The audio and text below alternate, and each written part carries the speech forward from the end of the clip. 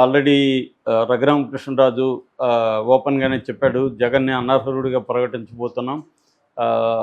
ప్రకటిస్తే ఉప ఎన్నికలు పులివెందులకు వస్తాయి. పులివెందుల ఉప ఎన్నికల్లో నేనే కూటమి తరపున ఇన్ఛార్జిగా ఉంటానని కూడా ఆయన చెప్పాడు. సో ముఖ్యంగా అంటే తెలుగుదేశం తరపున సో ఆయన క్లియర్గా ఎన్నికలు రావాలని కోరుకుంటున్నట్టుగా అర్థమవుతుంది. అట్లాగే అయ్యన్న పాత్రుడు కూడా చెప్పాడు, జగన్ని అనర్హుడిగా ప్రకటించే అవకాశం ఉందని. అందుకనే జగన్ మొన్న మన బడ్జెట్ సమావేశాలకు ముందు గవర్నర్ సమావేశానికి హాజరయ్యాడు, సంతకం పెట్టి ఒక 10 నిమిషాలు ఉండి వెళ్ళిపోయారు స్లోగన్స్ ఇచ్చి. సో దాని మీద కూడా విమర్శలు వచ్చాయి. అది చెల్లదు, ఎందుకంటే గవర్నర్ సమావేశానికి హాజరైతే అది హాజరైనట్టు కాదు అని తెలుగుదేశం వాళ్ళు పోస్టులు పెట్టారు. కాబట్టి జగన్ మళ్ళీ రావాల్సిందే అని. కానీ జగన్ అదేం పట్టించుకోలేదు. సంతకం పెట్టారంటేనే హాజరైనట్టు లెక్క, లేకపోతే రిజిస్టర్ ఎందుకు పెట్టారు అనేది వైసీపీ వాళ్ళు మాట్లాడారు. ఏదేమైనా దాని గురించి అయితే ఇంకా ఏం పట్టించుకోలేదు. అయితే ఈరోజు ఏం జరిగిందంటే, అసెంబ్లీ ప్రారంభమైన ఇమ్మీడియట్గా మంత్రి ఫారూక్ స్పీకర్ని డిమాండ్ చేశారు, జగన్ మీకు లేఖ రాశారు కదా ప్రతిపక్ష హోదా కావాలని, ఆ లేఖను బయట పెట్టాలి అని డిమాండ్ చేశారు. సో ఆ లేఖని ఇంతకాలం తర్వాత ఎప్పుడు జూన్ 24 రాసిన లెటర్ అది. జూన్ 24 రాస్తే ఇప్పుడు ఎందుకు బయట పెట్టారనేది తెలీదు. సో ఇప్పుడు దాన్ని బయట పెట్టారు. ఆ లేఖ చాలా అసంబద్ధంగా ఉంది, ప్రేలాపనలు ఉన్నాయి, బెదిరింపులు ఉన్నాయి, నన్ను బెదిరిస్తూ రాశాడు అనేది ఆయన స్పీకర్ అయ్యన్న పాత్రుడు అన్నాడు. ఆయన ప్రధానంగా ఏంటంటే జూన్ 20 వరకు కూడా ఆయన అసెంబ్లీకి ఎన్నికైనట్టు కూడా అఫీషియల్గా తెలియజేయలేదు. జూన్ 24కి మాత్రం ఇమీడియట్గా లెటర్ రాశాడు. స్పీకర్ ఎన్నిక కాకముందే ఈయనకి ఎట్లా ప్రతిపక్ష హోదా ఇస్తారు, సెక్షన్ 12B ప్రకారం ప్రతిపక్ష హోదా ఇవ్వడానికి ఆయన అర్హుడు కాదు. ఏదేమైనా స్పీకర్దే ఫైనల్ నిర్ణయం. ఇప్పటివరకు అయితే అసెంబ్లీలో ప్రతిపక్షం అనేది ఏదీ లేదు. కానీ జగన్ మళ్ళీ కోర్టుకు వెళ్ళాడు. కోర్టులో కూడా ఆ పిటిషన్ ఇప్పటివరకు యాక్సెప్ట్ చేయలేదు court. Already advocate general assembly స్పీకర్ని, అసెంబ్లీ ఇన్ఛార్జ్ మంత్రిని దీంట్లో ప్రతివాదులుగా చేర్చకండి అనేది కోర్టుకి విజ్ఞప్తి చేశారు. కోర్టు కూడా ఆమోదించింది. ఈ పిటిషన్కి విచారణ అర్హత ఉందా లేదా అని తేల్చే దశలోనే ఇంకా పిటిషన్ ఉంది. పిటిషన్ యాక్సెప్టే చేయలేదు.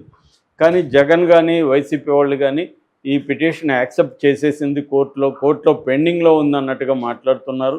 అసలు పిటిషనే విచారణ అర్హత ఉందా లేదనేది తేలకుండా ఉన్నప్పుడు ఇప్పుడు ఆల్రెడీ అది తీసేసుకున్నారు. అసెంబ్లీ స్పీకర్కి త్వరలోనే హైకోర్టు నుంచి ఆదేశాలు వెళ్ళబోతున్నట్టుగా ప్రచారం చేస్తున్నారు. ప్రజల్లో సింపతి ఉంటుంది. గతంలో కూడా అదే చేశారు, జగన్ అదే చేశాడు, చంద్రబాబు కూడా అదే చేశారు. అసెంబ్లీలో తమకు అవమానాలు జరుగుతున్నాయి, తమ మాట్లాడనివ్వట్లేదు, ప్రజల సమస్యల్ని రిప్రజెంట్ చేయనివ్వట్లేదు, అప్రజాస్వామికంగా వ్యవహరిస్తున్నారు అని చెప్పి వాళ్ళు బయటికి రావడం, దానివల్ల వాళ్ళకి బయట ఆదరణ కూడా జగన్ పాదయాత్ర చేసినా, చంద్రబాబు బయటకు వచ్చి ప్రతిజ్ఞ చేసి బయటకు వచ్చినా వాళ్ళకి ఇది వచ్చింది. ఇప్పుడేంటంటే ఇక్కడ కేసీఆర్ కానీ అక్కడ జగన్ కానీ ముందే అసెంబ్లీకి వెళ్ళట్లా. నిజానికి ఇక్కడ ప్రతిపక్షంగా ఉంది కానీ కేసీఆర్ వెళ్ళట్లేదు. కానీ కేసీఆర్కి వెళ్ళకపోయినా కూడా మన కేటీఆర్, హరీష్ రావు వీళ్ళంతా ఉన్నారు కాబట్టి ఆ కొరత లేకుండా చూసుకున్నారు. కానీ జగన్ ఉన్నదే 11 మంది, వీళ్ళు అసెంబ్లీకి వెళ్ళకపోతే ఎలాగా అన్న విమర్శలు అయితే జగన్ మీద వస్తున్నాయి. కానీ జగన్ అవేం పట్టించుకోవట్లేదు. తన మొండిగా తన వాదనని తీసుకెళ్తున్నాడు. ఈ కాంటెక్స్ట్లో అయ్యన్న పాత్రుడు ఈరోజు ఈ స్టేట్మెంట్ ఇవ్వడం సంచలనం సృష్టిస్తూ ఉంది. అంటే వీళ్ళు ఒక ప్లాన్డ్గా జగన్ని ఎక్స్పోజ్ చేస్తూ ప్రజల్లో అప్పుడు డిస్క్వాలిఫై చేసినా కూడా ఇబ్బంది ఉండదు. ఎందుకంటే ఇప్పుడు డిస్క్వాలిఫై చేస్తే జగన్ చూడు నన్ను కావాలనే డిస్క్వాలిఫై చేశారు అనేది ఒకటి వస్తుంది. దాని తర్వాత కోర్టుకు వెళ్తాడు, ఎలక్షన్లు వస్తాయి రావో తెలియదు ఒకటి. రెండోది, ఒకవేళ ఎలక్షన్లు ఇప్పుడు వస్తే జగన్కి మళ్ళీ మరింత మెజార్టీ వచ్చిందా, అక్కడ జగన్ ఓడించడం అయితే కష్టం.